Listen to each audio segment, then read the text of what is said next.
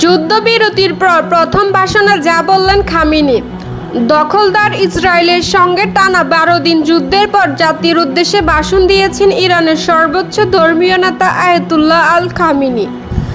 ভাষণে তিনি বলেন, ইহুদিবাদীরা অনেক উচ্চভাগ্য করলেও ইরানের ধাক্কায় তাদের পতনের ধারপ্রান্তে চলে এসেছিল।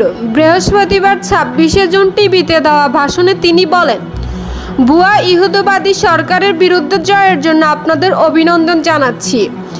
ইসলামিক রিপাবলিকের ধাক্কায় তারা চূর্ণ বিচ্ছিন্ন ধ্বংস হয়েছে। তিনি আরও বলেছেন, মার্কিন সরকার যুদ্ধে সরাসরি জড়িত হয়েছিল কারণ তারা বুঝতে পেরেছিল যদি তারা হস্তক্ষেপ না করে তাহলে ইহুদিবাদীদের পতন ঘটবে। কিন্তু যুক্তরাষ্ট্রের আগ্রাসন কোনো কিছুই অর্জন করেনি। এখনও বিজয় হয়েছে ইরান এবং আমরা যুক্তরাষ্ট্রকে চূড়ান্ত আঘাত করেছি।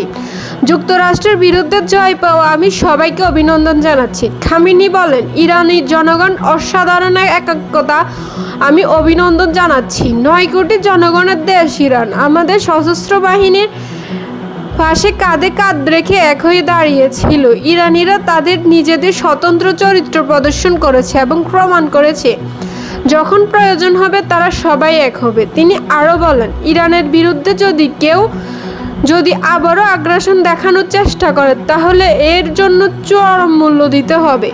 তিনি আরও বলেন, ইরানের বিরুদ্ধে আগ্রাসনের মূল্য চড়া হবে। ইহুদিবাদীরা ইসরায়েল কখনো ভাবেনি ইরানের কাছ থেকে এমন ধাক্কা খাবে। আমাদের সশস্ত্র বাহিনী শত্রুদের বিভিন্ন প্রতিরক্ষা ব্যবস্থাকে পাশ কাটিয়ে তাদের কেন্দ্রগুলোতে আঘাত হেনেছে।